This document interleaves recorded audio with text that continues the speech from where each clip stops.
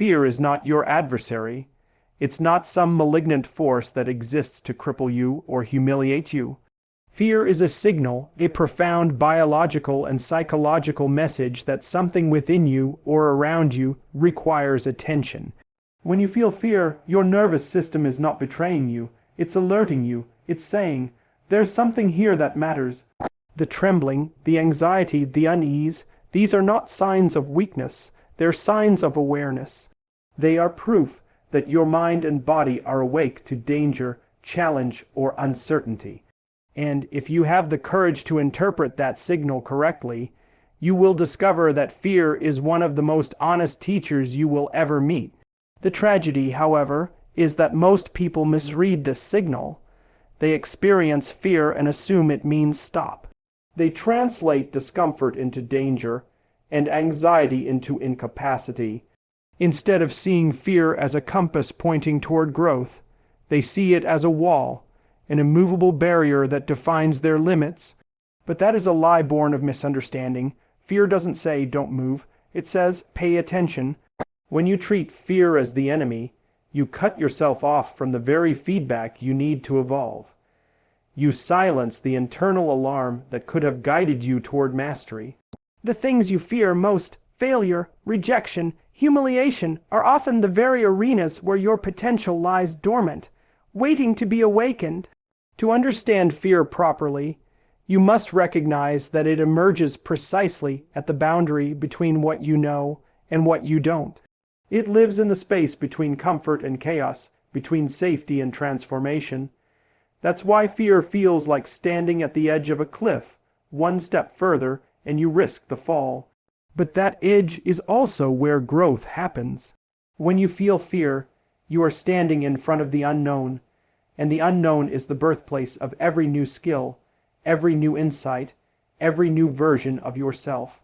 The question then is not how do I eliminate fear, but how do I listen to what it's telling me? Because when you listen, fear transforms from a tyrant into a guide. Consider how fear functions in evolution. It kept our ancestors alive, warning them of predators, scarcity, and threat. But it also propelled them forward. Fear sharpened perception, focused attention, and demanded preparation. It's not designed to paralyze you, it's designed to prepare you. Even today, that mechanism serves a higher purpose. When you fear public speaking, for instance, your body surges with energy, adrenaline, cortisol, heightened awareness not to sabotage you, but to equip you. Your system is saying, this moment matters, rise to meet it. And when you accept that signal, when you channel that energy into focus instead of panic, fear becomes fuel. So fear is not your enemy, it's your compass. It's the whisper that says, there's something here that you're capable of becoming. Every time you feel it, you stand at the doorway of transformation. Most people retreat, but those who confront it, who listen and act despite the tremble in their voice, find power waiting on the other side. Fear, properly understood, is the signal that life is offering you an opportunity to expand your courage, to deepen your competence, and to step into a greater version of yourself. The challenge is not to suppress fear, but to interpret it, not to fight it, but to walk with it until it becomes your strength. Avoidance is one of the most deceptive forms of self-preservation. It masquerades as relief, whispering, if you just turn away, you'll be safe. But safety gained through avoidance is an illusion, a temporary shelter that quietly rots from within. The truth is that every fear you run from does not disappear. It waits. It waits in the corners of your mind, in your habits, in your excuses. It festers, it grows roots, and it begins to shape your life in ways you no longer notice. Avoidance doesn't protect you, it imprisons you. Each time you withdraw from the things that frighten you, you strengthen the bars of your own cage. What begins as a single act of escape soon becomes a pattern, and patterns become prisons.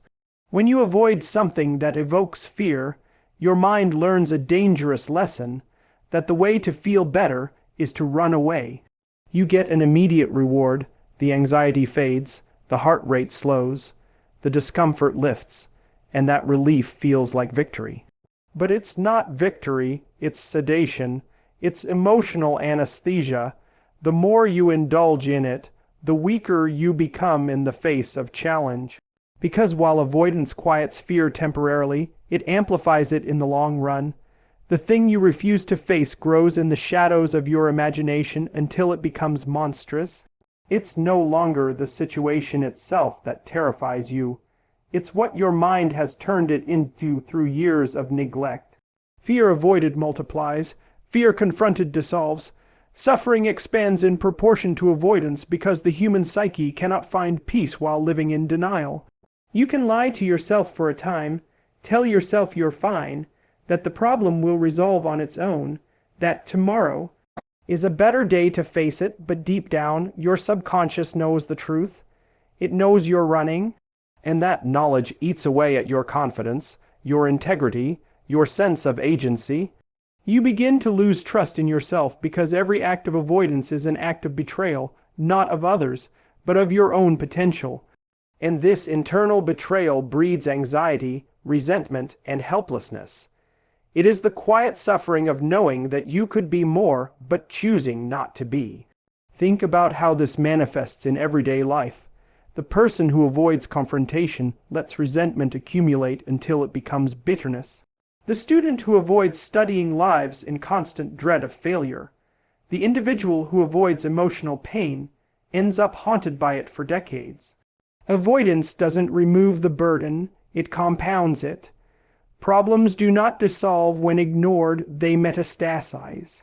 And when they finally demand attention, they are far more destructive than they would have been if confronted early. To avoid the small discomfort of facing fear today is to invite the larger suffering of regret tomorrow. Avoidance is not mercy, it's deferred misery. Freedom begins the moment you stop running. When you turn toward the thing you feared, you immediately reclaim power from it. The act of facing even a small portion of what terrifies you restores integrity to your soul. You remember that you are capable, that fear can be endured, that truth, however painful, liberates more than comfort ever could. Avoidance magnifies suffering, but confrontation transforms it into strength.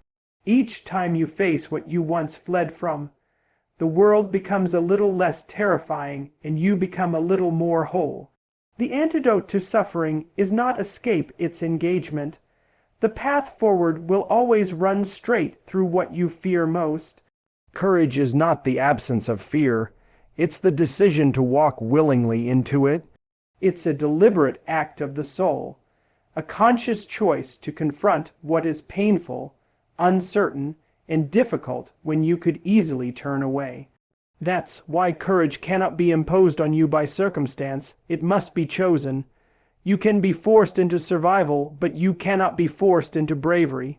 Courage is voluntary by nature. It's the act of saying, I see what could destroy me, and I choose to face it anyway.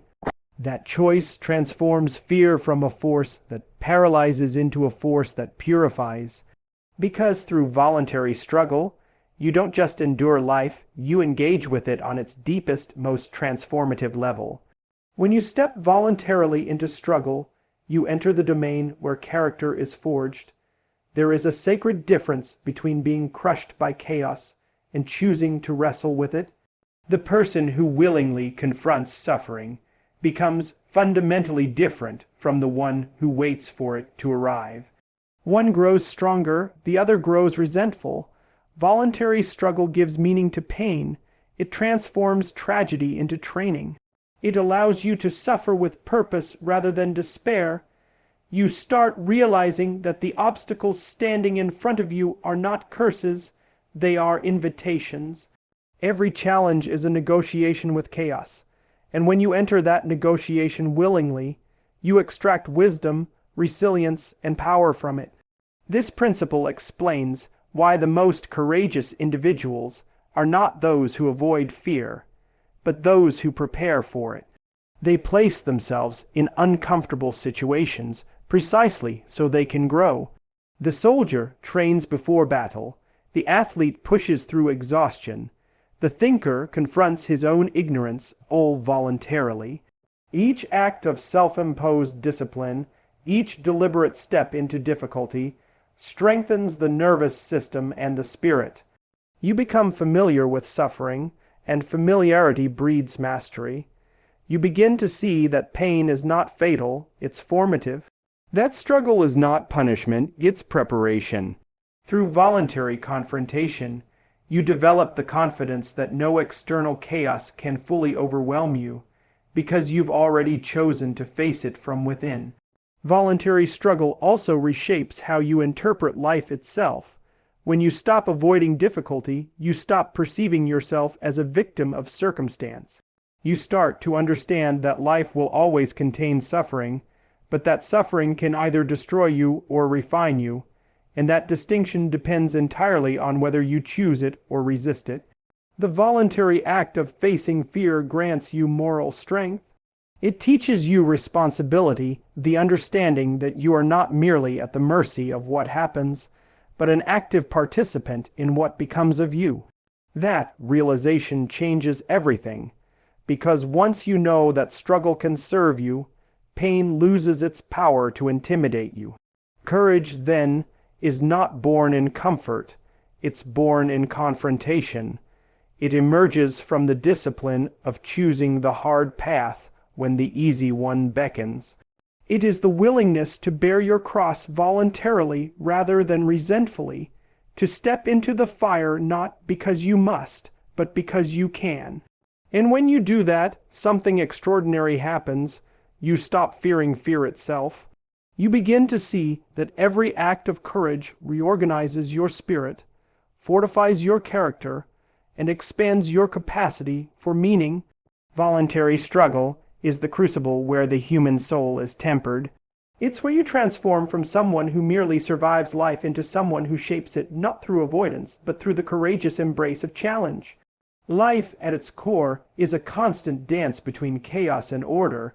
Chaos represents the unknown, everything unpredictable, overwhelming, and beyond your control. Order, on the other hand, represents what you've mastered, the structures you've built, the routines you trust, the knowledge you've earned. But existence never stays still. It constantly pulls you from order into chaos. Every loss, every failure, every unexpected event drags you back into the abyss of uncertainty. It's in those moments that confrontation becomes sacred.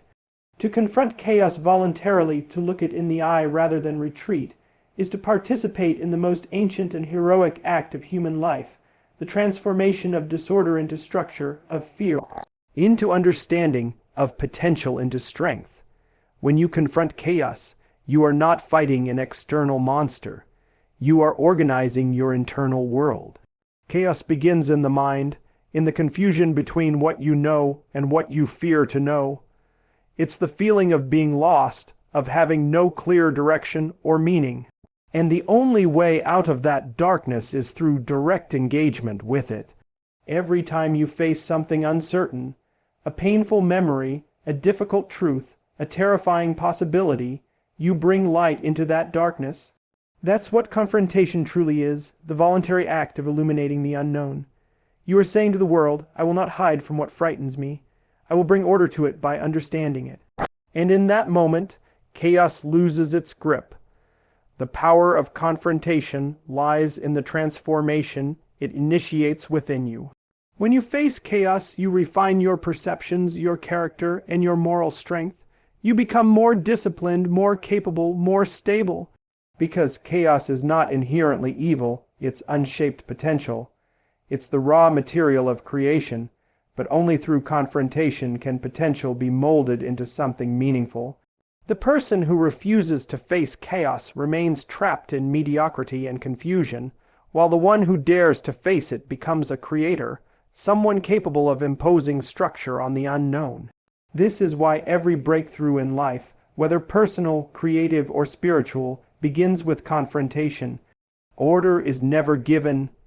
It is earned through struggle with chaos. Consider what happens when you avoid chaos. Your world begins to collapse inward.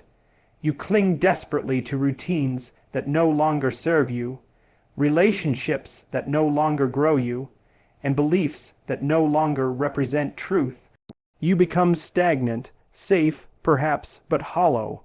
Without confrontation, life loses vitality because meaning itself is born from the act of transformation. You can't expand your world without first stepping into the unknown, and the unknown is, by definition, chaotic. When you face it willingly, you don't just survive change, you direct it. You take the swirling chaos of your life and begin to carve shape into it, one courageous action at a time. That's how identity evolves, through voluntary confrontation with disorder. So, confrontation is not destruction, it is creation. It is the act of turning fear into understanding, uncertainty into knowledge, and potential into purpose. Every time you face chaos, you become a little more ordered inside. Your mind becomes sharper, your values clearer, your will stronger. You stop being tossed around by life and start standing firm within it. This is the essence of transformation, the continuous process of taking what is formless and giving it structure through the force of your own courage. Chaos will always return. Life will never stop testing you. But each confrontation makes you more capable of shaping it into meaning. To confront chaos is to fulfill your most human calling, to bring light to the darkness not just in the world, but within yourself. We often imagine that strength comes from removing weakness, that the path to power is a process of cutting away everything fragile, fearful, or imperfect within us. But that's a naive illusion. You don't become strong by eliminating your darkness. You become strong by integrating it. The parts of yourself that you try to deny, the anger, the doubt, the fear, the pain, they don't disappear simply because you suppress them. They sink deeper, operating in the shadows of your psyche, influencing your choices from behind the curtain. True power begins when you turn toward those parts and say, I see you, I will understand you, I will use you. Integration is not weakness. It is the deepest form of mastery. It means taking every fragment of yourself, even the ones you despise, and uniting them into a coherent whole. To integrate is to make peace with your humanity. You cannot live meaningfully if you're at war with yourself. The person who denies their fear never learns courage. The one who denies their anger never learns control. You can only transcend what you've first accepted. Integration is the act of transforming chaos within you into order, of taking your vulnerabilities and refining them into virtues. Your fear becomes awareness, your anger becomes assertiveness, your pain becomes empathy. Each emotion, each instinct has a function. It only becomes destructive when it is repressed, denied, or left unexamined. To integrate is to discipline your darkness, not to destroy it. Because the goal is not purity, the goal is wholeness. Elimination promises comfort but breeds fragility. When you try to erase parts of yourself that are uncomfortable, you also erase the energy they contain. You weaken your emotional depth, your authenticity, your creative power. Think of a lion who tries to tame its instinct to hunt. It doesn't become civilized, it becomes powerless. The same is true for the human spirit. If you strip away everything volatile inside you, you may become safe, but you will never be strong. Integration, on the other hand, teaches you how to wield the full spectrum of your being consciously. It's the difference between a person ruled by their impulses and a person who commands them. Power, in this sense, is not the absence of inner conflict. It's the ability to organize it into purposeful action. This principle applies far beyond psychology. It's the same process that governs growth in every domain. A musician must integrate discipline with emotion. A leader must integrate compassion with authority. A warrior must integrate aggression with restraint. In each case, power comes from balance, from the unification of opposites, not the dominance of one over the other. The same is true in life. Your potential expands when you stop rejecting what you are and begin harmonizing your contradictions. You are both light and shadow, courage and fear, strength and vulnerability. Integration means accepting that complexity and channeling it towards something meaningful. To integrate is to reclaim yourself. It is to stand in the center of your being and say, everything that I am, the pain, the rage, the fear, the hope belongs to me, and I will use it to build something worthy. That is where true power resides, not in perfection, but in wholeness, not in elimination, but in transformation. When you integrate the parts of yourself you once fled from, you no longer live fragmented, you live aligned. You become grounded, capable, and resilient, because nothing within you is your enemy anymore. Everything becomes your ally. Power lies in integration because it turns your entire being into a unified force. The light without the dark is naive. The dark without the light is dangerous. But when both are integrated, when strength and sensitivity coexist, you become unstoppable.